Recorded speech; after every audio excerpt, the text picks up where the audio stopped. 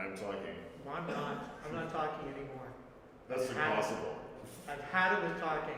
You've had it with talking. That's impossible. I can't believe that. Yeah, we had a whole thing with a plant set up earlier. There was a whole thing. We had a set. The sign and everything. We had sets.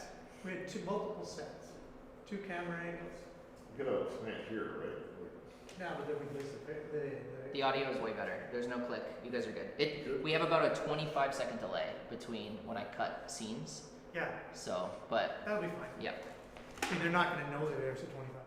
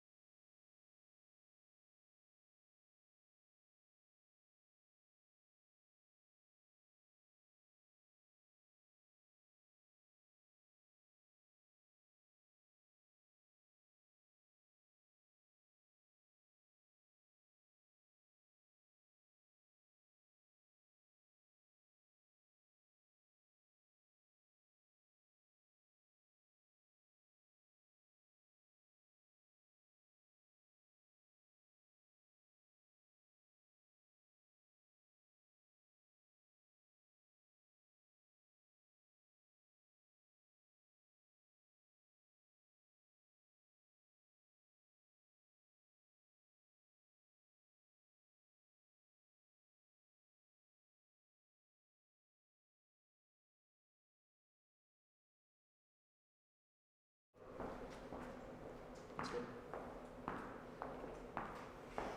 Brian, can you sit real quick?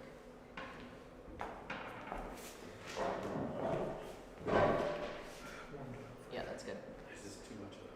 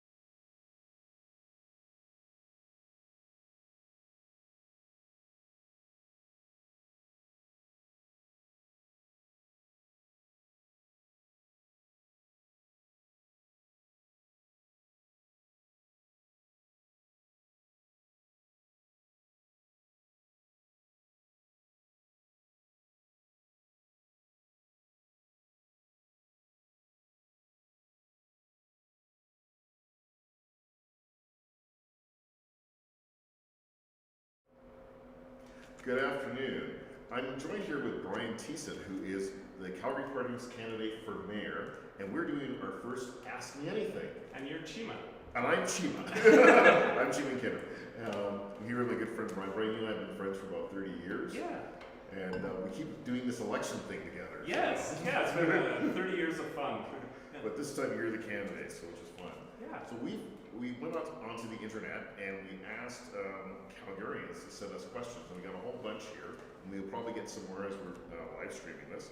So are you ready for the first question? I'm ready. Excellent. First off, this is a pretty common question. How will you address the dysfunctional culture in city council and administration? So with any dysfunctional culture, you have to start with getting the direction right. So we have to start by changing Calgary City Council, and we need to work together. Right now there's 15 individuals, they're all going in different directions. There's no common direction for City Council. So we'll start by getting council on the same page. That's either by electing a majority of Calgary Party members or sitting down on day one. My most important job will be sitting down with councillors who weren't part of the party and getting on the same page on our priorities.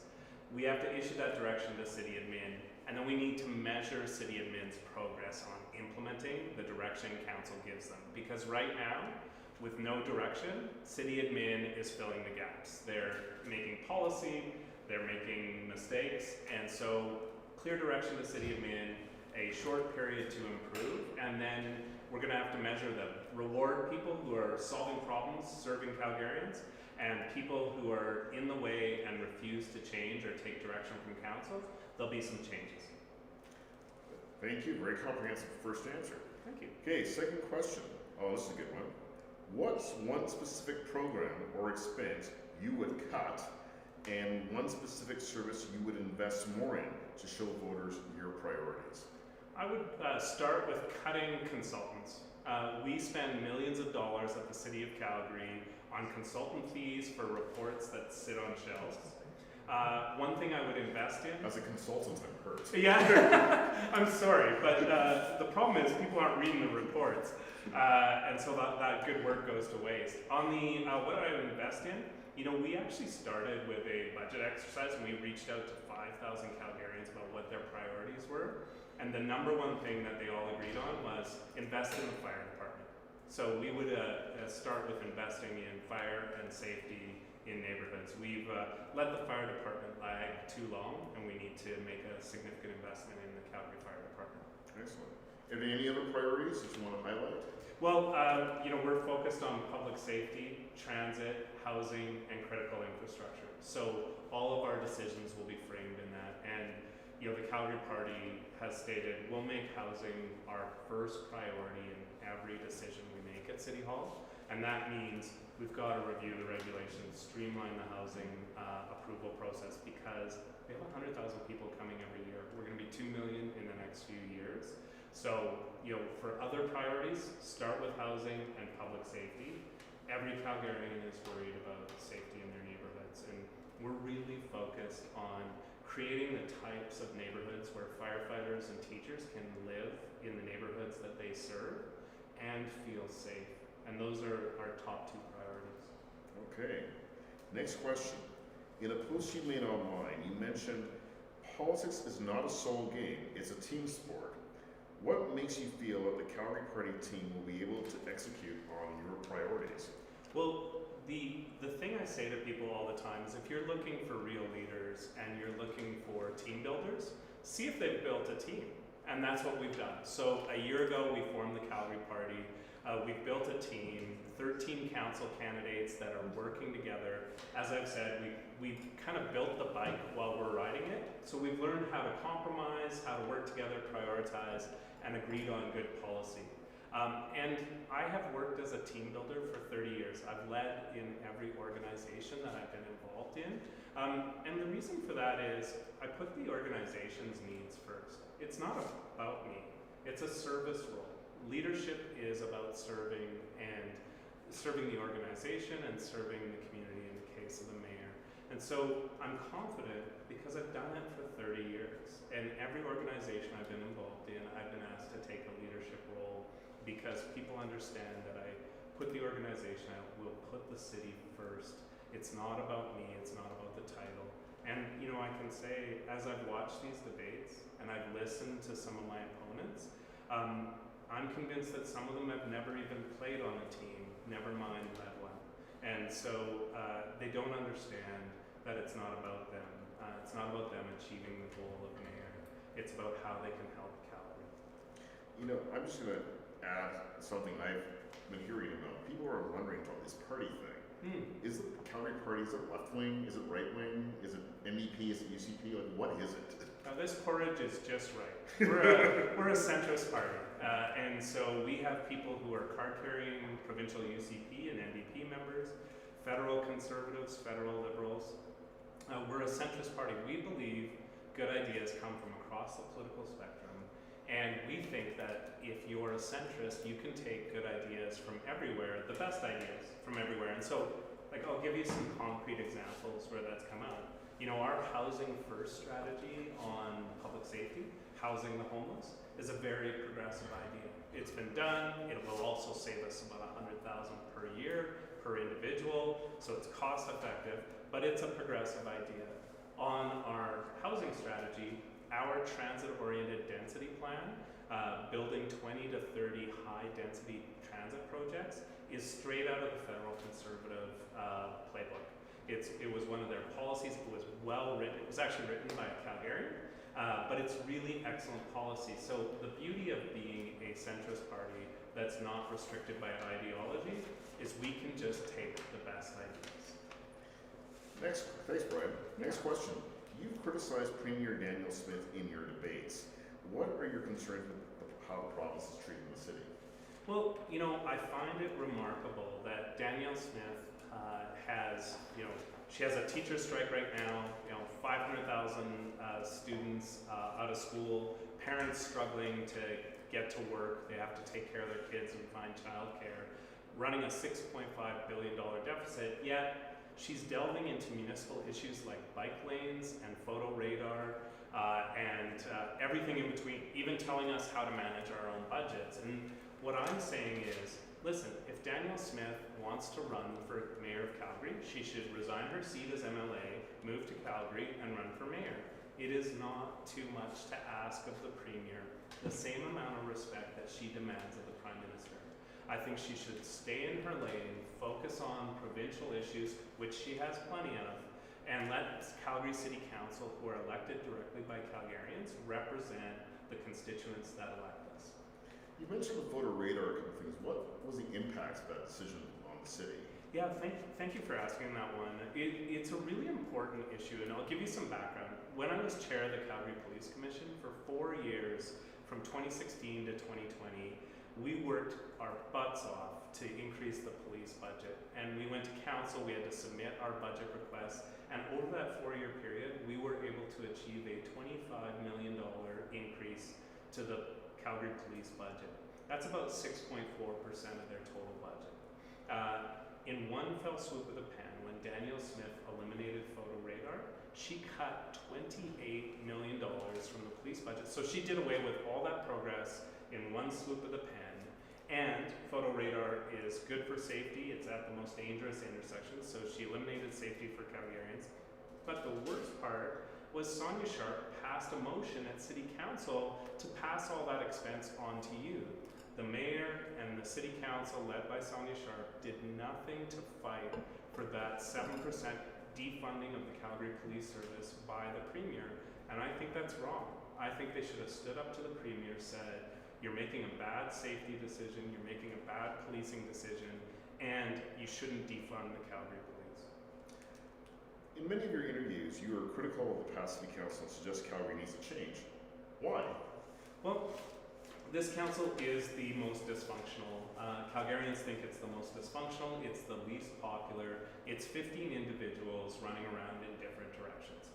And when City Council isn't giving direction, the city is in trouble. Everything flows from the top, and council needs to roll up its sleeves, get involved, and work on the problems like public safety, like housing. They need to actually come up with solutions. It's frustrating to watch. In 4 years, this council At the start of their term, the C.D. Howe Institute rated Calgary an A- in financial transparency. Now they're a D+. And that's really remarkable. That means that they are not revealing how they're spending money. And I think Calgarians deserve to know how City Council spends their hard-earned property tax dollars. And all we have to do is look at the cities that got an A and follow what got them there. And I will tell you, some of the recommendations from the C.D. Howe Institute are things like complete your budget before the fiscal year starts. That's like accounting 101. Anyone who's run an organization knows you finish your budget before the year starts. So this is not hard stuff. And I'm critical of this council because they're not transparent. They do a lot of their work behind closed doors. They don't give clear direction. And I think we deserve better. So we've got a bunch of questions on rezoning. Okay. So the first one is, most of Calgary does not support the blanket rezoning. Why would you continue to support? So I'm actually the only candidate that's talking about fixing zoning. So the mayor says it's just fine. The other three candidates I'm running against are going to repeal on day one. And at every debate, for 14 debates, I've asked them the question, and then what? And they have no plan for what happens afterwards.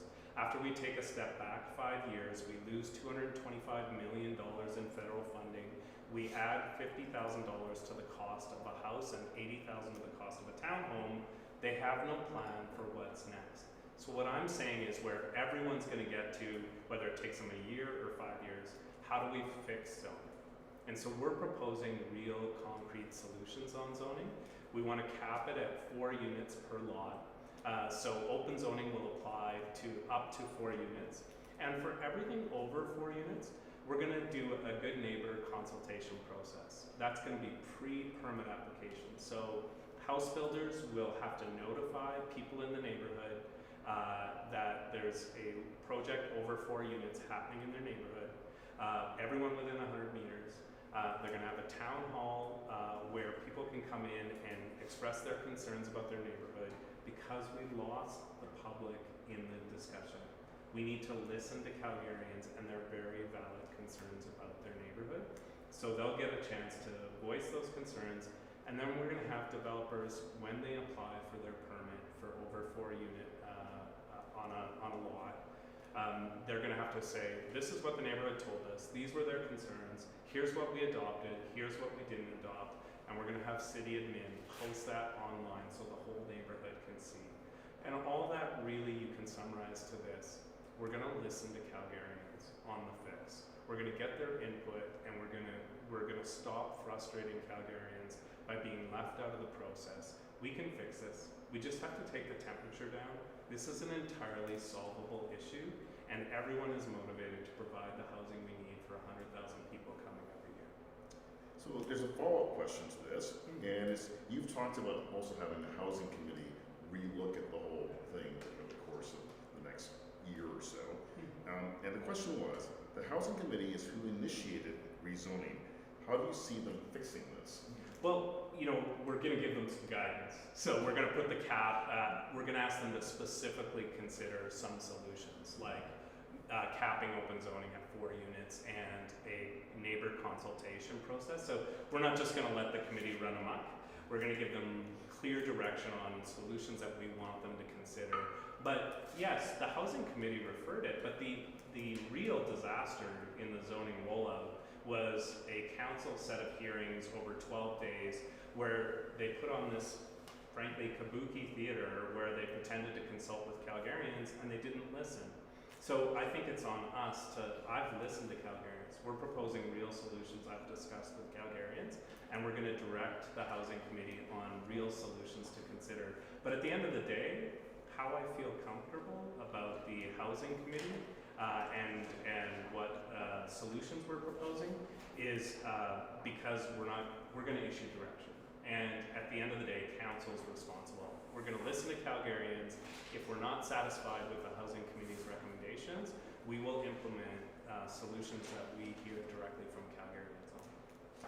Okay. Next question, public safety.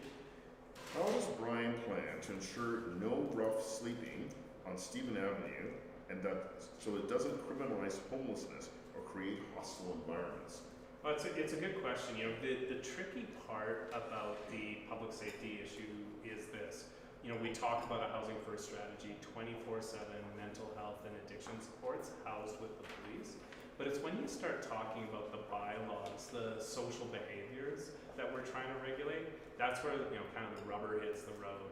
And, you know, we've got some real concrete bylaw proposals that the Calgary Police Service have asked us for that will get people into community courts so we can get them into rehabilitation. Things like bylaws prohibiting the open consumption of drugs, bylaws prohibiting the sale of drugs in public. The tricky one is the sleeping rough discussion. And on sleeping rough, that will be part of the discussion, but we can't ban sleeping rough until we've provided housing for people who are homeless. So how we plan to, you know, put that round peg in a square hole is build the housing first, then talk about bylaws on sleeping rough. All right, we've got a next question from Cindy Russell. It's about seniors. Okay. What steps would you take to ensure seniors can live comfortably in their community with their families? I'm actually really glad you asked that, Cindy, because people don't really understand why we're so focused on housing and streamlining the housing process. It's because we are looking to build communities where students and seniors and everyone in between can live in the communities. So I'll give you an example. My father-in-law is in his 90s. He lived for 60 years in Lake Buena Vista. He is in the house that he grew up, you know, had his family in. And we had to transition him to a retirement home in the last couple of years. And we were so lucky that Lake Buena Vista has a great retirement home where he gets to, his neighbors live in the building, he knows everyone, his wine guild picks him up and they go for, to make wine. But I don't think people understand how critical, when we're talking about how important it is to build affordable housing, you know, there's a lot of neighborhoods in Calgary where your kids go away to university or finish university at the University of Calgary or MRU or Bow Valley College, and they can't live anywhere near you because there's nothing remotely affordable. We're talking about building housing where your kids can move into the neighborhoods, rent, and then ultimately buy in the neighborhoods they grew up in, and where seniors can retire in place with their community, surrounded by their community. And that's why affordable housing across the spectrum, from students to seniors, is so important. So our next set of questions is all about growth. Okay. So from Brandon King, what is your plan to future-proof the city so we can sustain critical infrastructure without needing massive tax increases? Oh, I'm so glad you asked that, Brendan. So this is where I nerd out about our water policy, but I'm going to tell you, I'm the only candidate and we are the only party that's proposed comprehensive infrastructure investment. One of the most serious challenges facing us right now is 22% of our treated water leaks into the ground, and Edmonton's is 5% by comparison. So we've proposed a water utility. First step, the city, when they did their reorg, they spread all the water expertise and assets all across the city, so there's no water department. So we're going to get them back together working on that critical infrastructure project in the city. Then we were proposing a water utility. So when Edmonton did it, they folded all those assets into EPCOR. It's 100% owned by the city. All the profit goes to the city, but it is managed by a professional organization, and that's why they've got it down to 5%. So when you ask the question, how are we going to ensure we're future-proofing infrastructure, we're going to have to do comprehensive reform, like creating a water utility, like hiring enough employees at the city to work on potholes. On potholes, we've got 2 people in each quadrant of the city working to fix potholes. And I think that's a Sisyphean task. You're pushing the rock uphill, you will never get there. We need to hire more people to work on infrastructure like maintaining the roads. And I will say this, when you get excited about candidates who talk about 0% property tax increase, remember that the previous council got there by creating a massive infrastructure deficit, about $6.5 billion now. So they defunded our road maintenance, they didn't inspect and maintain the pipe system, and now we're going to pay that bill. So we have to do comprehensive reform to make sure we're investing in infrastructure. Next question is from Richard Trinan. What is your position on the continued physical growth of the city? My position on continued physical growth is that the city will continue to grow. Listen, the province advertised across the country, telling everyone to come to Calgary because it cheap housing. I would have built the housing and infrastructure first, but you know we're going to have to be really serious about it. Calgary is a great place to live, and people know it. And you know, as expensive as things are getting in Calgary, on housing and growth, we look like a great deal from Vancouver and Toronto. So we're gonna have to embrace the fact that we're gonna continue to grow. And here's the thing: most cities would kill for the problem of having everyone want to come to this city. That's what builds our economy. That's what drives growth. We absolutely want that. And we're going to have to continue to provide the infrastructure, the rec centers, the arts and culture, and housing to supply that. Last thing you want to do is kill that golden goose of people, the energy of Calgary, people wanting to come here from around the world and build a world-class city. Sticking with growth, from Ellie, will you make construction companies that dig up residential streets, I know you love this Okay. digging up the streets questions, to install, will you make construction companies that dig up residential streets, install infill utilities, and not repair them, pay for these repairs? Yes. I will tell you this. There's supposed to be a committee at City Hall that coordinates all the utilities. And we are going to implement a hard, fast, dig once rule. So communities like Marteloup and Bridgeland that have the utilities come in and dig up 3-4 times, that's not acceptable. We are going to create hard and fast rules. And to your more specific question on making them pay, yes, I've heard too many concerns expressed by residents of things being left half done. We need penalties for contractors and utilities that don't deliver on a dig once policy and don't repair the streets.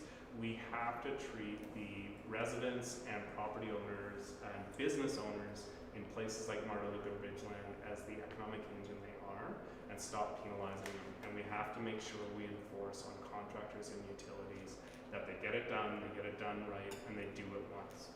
I live in Marteloup, so I know all about this problem. Yes. Okay, so next batch of questions is on council-provincial cooperation. From Bertie Bergman, it appears our city council has divided into voting blocks. What are your strategies to get council to work together? Yeah, so the good news is I have experience with this. So when you're managing partner of a law firm, there's no organizational power. Nobody in the partnership thinks you're their boss, and you only get people there by building consensus. So I have real practical experience in doing this, and I will tell you, past successful mayors that have done this, built consensus, I will look to as role models. So Dave Bronconnier did a great job of building consensus by sitting down with people in their offices, understanding their priorities, and there's a give and take. You trade priorities for one person for another, so how do we get on the same page? We have conversations, and I understand the priorities of my fellow council members, and you give them some wins, right? If you're willing to celebrate others and not take credit all the time, you can get a lot done. But also, Mayor Nenshi had a lot of dissatisfaction, a lot of division in council, and he spent a lot of time in open council. They hashed it out in public. It's not the most efficient method, but whether it's sitting down in someone's office or having a robust public debate that's not personal, we have to do all of those to get on the same page. And you have to remember, everyone pays our salaries. Whether we're the province, the council, Calgarians pay our salaries. And so we owe it to them to sit down and work together. Next question along this line is from Laura Schofield. How do you plan to work with the provincial government if elected? Yeah, so I've worked very well with the provincial government in the past. When I was chair of the police commission, I had both a UCP and an NDP justice minister that I worked with, as well as Calgary City Council. I meet with ministers from the current government when they come to town, and I celebrate their successes. Whether it's they're very good on tourism, they're great on the tech and innovation file, And I absolutely am cheering for them to win when they're doing things in the best interest of Calgary. But friends will disagree. And it's absolutely okay for me to call out the province as well when they make mistakes. It starts with a level of respect. You know, I have said it before, we need the Premier to respect the jurisdiction of Calgary City Council, just like she demands of Prime Minister Carney in her role as Premier. And so we are directly represented by Calgarians. We understand the interests and priorities of Calgarians. So once we establish a respectful working relationship, I can absolutely work with the province. I will sit down with them. We're going to have to work hard on things like housing first strategy, transit policy. I sit down all the time in negotiations, opposite the table with someone who's 100% right, and my client's 100% right. And there's a point where we say, how do we get the best deal for our clients? In this case, we have the same clients. It's Calgarians and Albertans. And so I'm confident there comes a point where I can sit down with the province and have a discussion about what's in the interests of Calgarians and Albertans. How do we get a deal done? It starts with respectful dialogue. So going back to transit, from Pat, will you look at making rush hour bus service for Saturday and Sunday for those of us who work on the weekend and use transit? Yes. In fact, we've actually proposed in our transit policy increasing max rapid bus transit, both the reliability and the frequency. One of the issues I think we have in Calgary is without that kind of reliability and frequency, you don't get the ridership. And so when we're talking about things like weekend service, we're really talking about a large majority of transit users. We talk about C-Train all the time, but a large majority get around the city north, south, east, west on max rapid bus transit. So if we can increase that service, I am for that. More reliable, more frequent, including on weekends when people are trying to get to work. So next question, I'm not sure if I understand the question. It says, can we get rid of the yellow crosswalk signs? They're falling apart from people driving over them. Oh, I understand that one because it's in my I have one in my neighborhood. So what this person's talking about is right in the middle of crosswalks, the city has started putting these posts that are kind of flexible right in the middle of the road, so people will, as if people didn't know to drive on the right and left, and everyone drives over them as they're avoiding children on the side. So it seems to me it is a failed experience. By the way, my dog also, I don't know why it makes him really angry. But I will tell you, Ozzy does not like the signs. Ozzy does not like those post signs, but more importantly, I don't think they're working the way they're supposed to. After the one in my neighborhood getting driven over 4 times, they've just not bothered replacing it. That's probably a sign of failure. A question about the economy. What are you going to do about jobs? Unemployment, I think, came up today at over 8% in Calgary. Yeah, I mean, obviously the federal and provincial governments have a role on the job file, but as a city, there's some concrete things we can do. The city is a major employer in Calgary, and so one of the things we've talked about a lot is creating internships and co-op programs and hiring, making sure the city is hiring students that are going to school in Calgary, people who live in Calgary, getting away from contracting and getting permanent jobs. As a significant employer in Calgary, we have a real role there. The other role we have on the job file is attracting more business. So one of the big roles that people don't talk about with the mayor is an ambassador and somebody who's looking to build the economy in Calgary.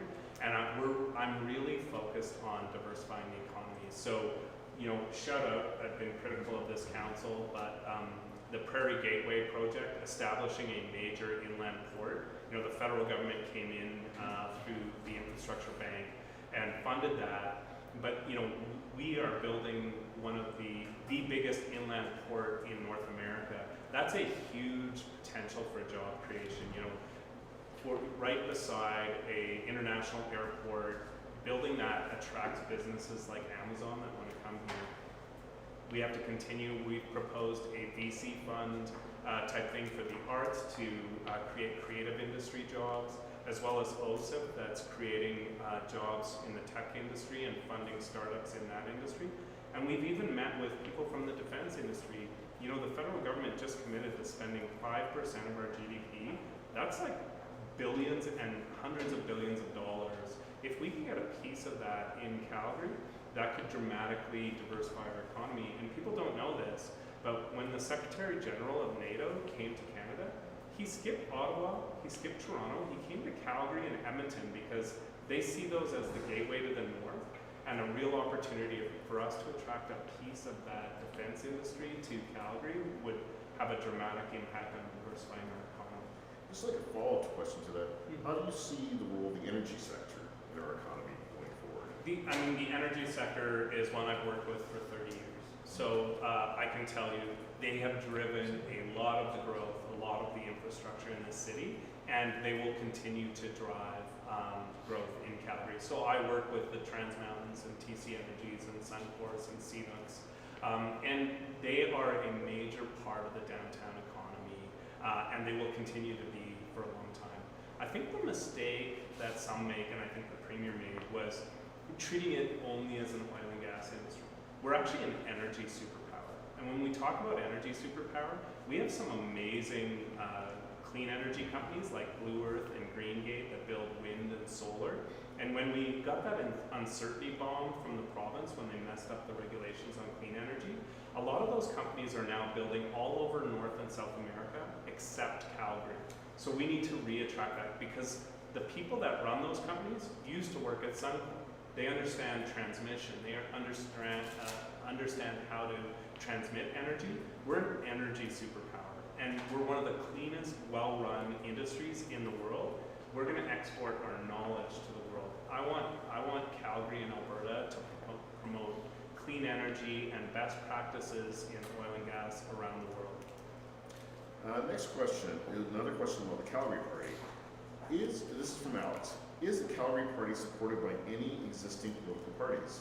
We are not. So the Calgary Party is mandated by provincial legislation to be completely separate from any provincial or federal party. So we are not associated with either. We also, fun fact, have to dissolve right after the election, and we have no party whip. So really all we are is a group of people who agreed to work together, write really meaningful policy, and vote to make a priority public safety, housing, transit, and critical infrastructure. That's all it is. The next question is about growth, and it's from Carl. Why do you think growth in Calgary is inevitable? Because I think we have a world-class economy. I think that we have a sense of entrepreneurialism and meritocracy that is immensely attractive when people look around the world for a place to live. And so, you know, you just have to look. We had 28,000 people come in the first quarter of this year. People around the world have caught on to what a great place Calgary is to live and build a business. So I do think growth is inevitable. The question is, how do we manage that growth? How do we ensure that we have the infrastructure in place? How do we ensure that we build the housing to support people coming here? And again, I will say, when I say it's inevitable, I think people really catch on to it, but it's and really want to live in Calgary. But it is tenuous. Like, we do need to maintain that environment where we're welcoming from people from around the world, where we are a destination of choice. And what we don't want to fall into is be one of those municipalities where people want to get out ghost town. That would be a nightmare scenario. So I guess when I say it's inevitable, if we manage it right and we do a good job of managing that growth, and we actually want to ensure that we keep those embers burning. Back to transit. This is from Evelyn. She's a 23-year-old student in Ward 2. What is your plan to improve the busing system, especially for students trying to get to post-secondary institutions? This has come up a few times. Yeah. In the forums. Yeah, so, you know, we talked a lot about that when we were at SATSA and at the University of Calgary radio debates. And I will tell you, I think it's why it's so important. You know, we are focused on building the Green Line back underground into the north of Calgary, and we do want to build a train from the airport to downtown. But I think more importantly is the everyday investment in the bus system across the city. So when we talk about increasing max rapid bus transit, we're literally talking about corridors that have priority, that can move people fast, and increasing the frequency of bus service, north and south to the universities, places like Mount Royal. And like, listen, I've called him out on this in the debates. Jeremy Farkas, when he was a councillor, voted against Max Rapid Bus Transit from his ward, and to this day, he got overruled, thankfully. But to this day, we would have problems with Max Rapid Bus Transit if he had his way. I think people need to understand that for the majority of Calgarians, they get around on buses. And they need to get to work and they need to get to universities, not all of which are connected to the C train. So that's why we're really focused on increasing frequency and reliability of Max Rapid Bus Transit. This next question, this is from Massey. What is your position on property taxes? That's always good. Yeah, so first of all, I think we have to restore financial transparency, earn back that A minus so people know how we spend the money. Then we have to do a full audit and make sure we spend every dollar of property tax wisely before we ask anyone for any more property tax dollars.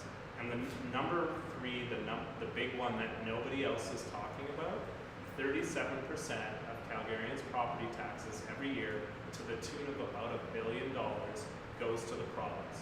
Calgary has one source of revenue, property tax. The province has multiple sources, royalties, income tax, and despite that, they take 37% or $1 billion every year. So we are going to negotiate a new deal with the province. And how we're going to do that? The next provincial election is going to be decided in Calgary again.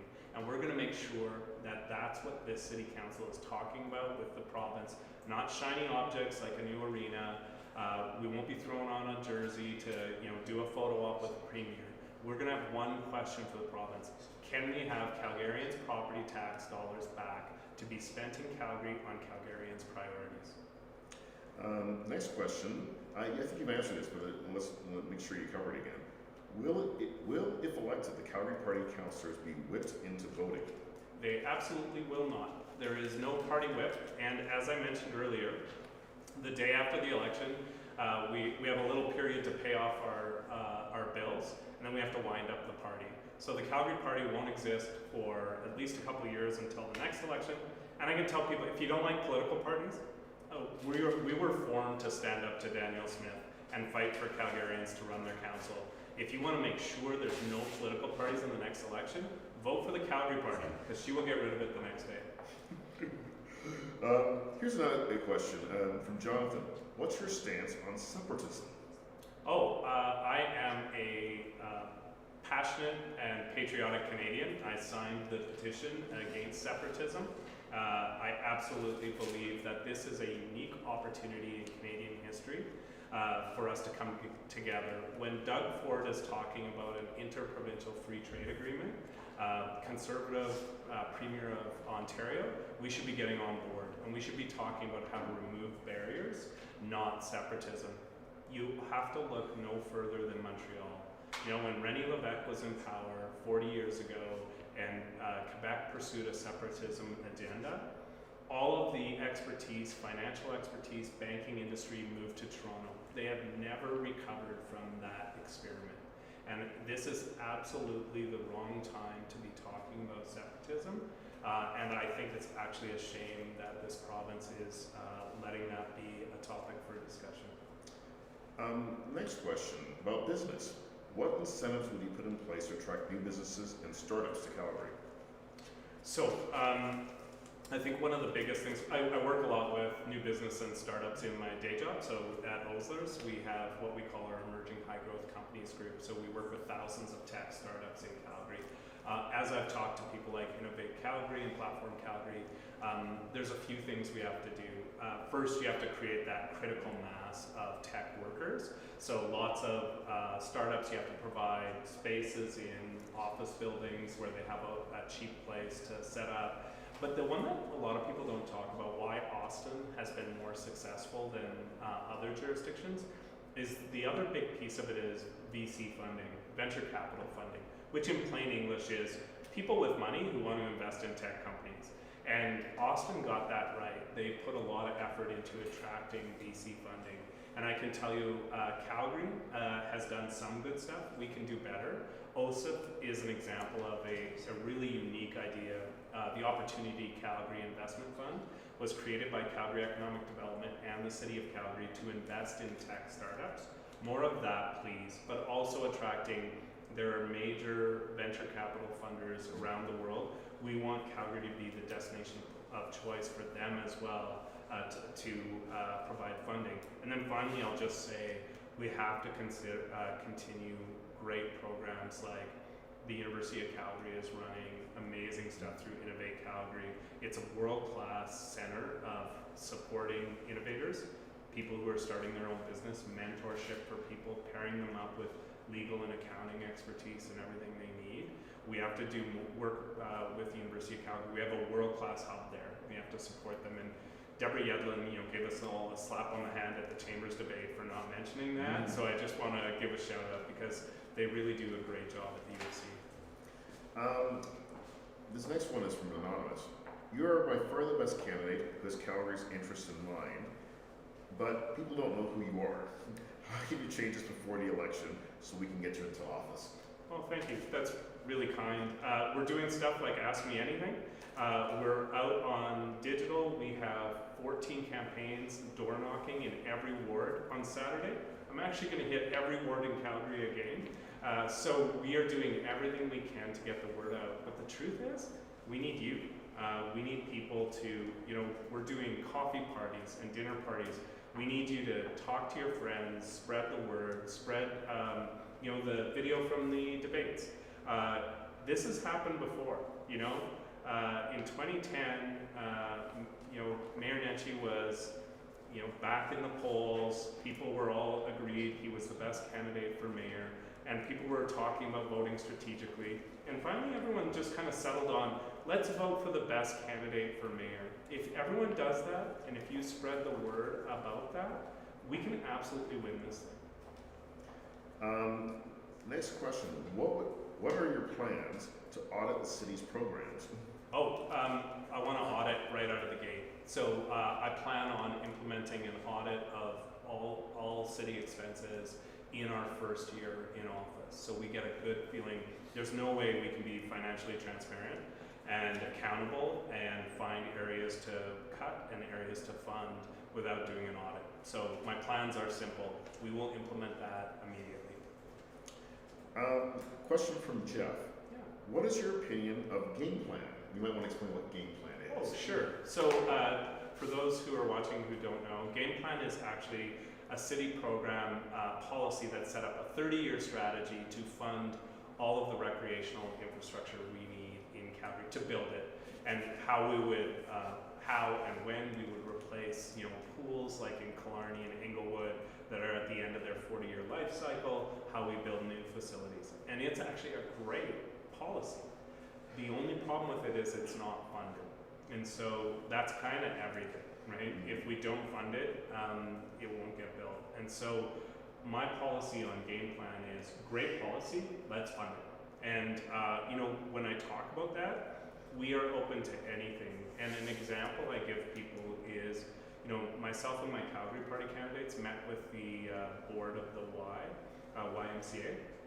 And on the west side of Calgary, there's a developer, Truman Homes, that said, you know what, we've got property. If you guys, this is 30 years down on the schedule for a game plan. If the city, the province, and the feds come in and fund it, we will give you the land so you can build a YMCA in that area.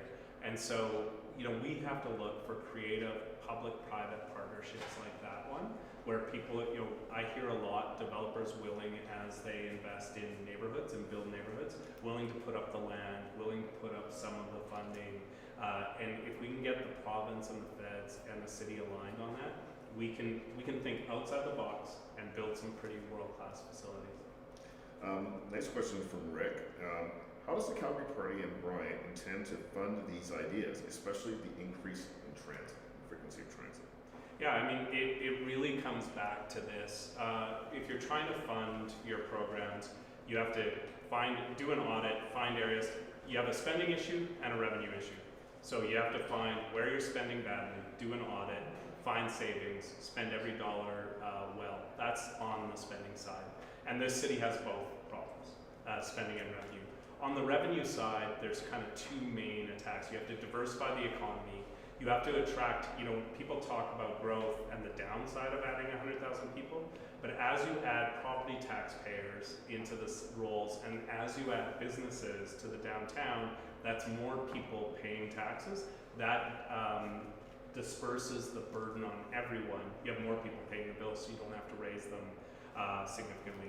But the number one revenue side is the negotiation with the province for the 37% or $1 billion of our property tax dollars that they pick our pocket for every year.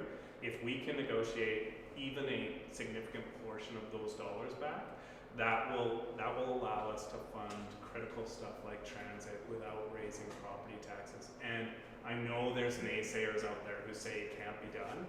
I have negotiated deals like this for 30 years. I can absolutely do it. And I will tell you this, it's been done before, because they used to take 50% of your property tax dollars. So we can absolutely negotiate a new deal, and I will make that a top focus. Next question.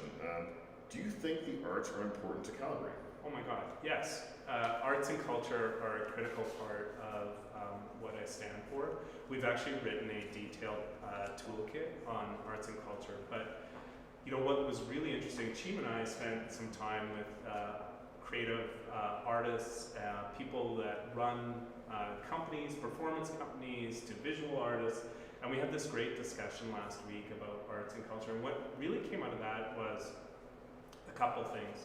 They talk about we're really good at building large facilities, and they're really important, like the Workland Center and world-class arts and entertainment district. But we need to be better at providing operational funding, so stable operational funding that support the actual artists and the companies that perform in those. The only other thing I would say that really came to light when we were talking about this last week was the creative industry. And what they really opened my eyes to was we need to build industry that supports and funds businesses that employ the creative arts, so that people like costumers have a job in film industry in between productions at the Workland Center. So funding, we're talking about creating a OSIF-like fund to fund the creative arts, make sure there's a vibrant creative industry in Calgary that also contributes dramatically to our economy, and more importantly, supports our creative artists and performers in Calgary in between productions. Next question. You talk a lot about eliminating waste at City Hall. What is one of your policies that demonstrates this? One of our policies that demonstrates this is our policy of talking about doing an immediate audit of city structures.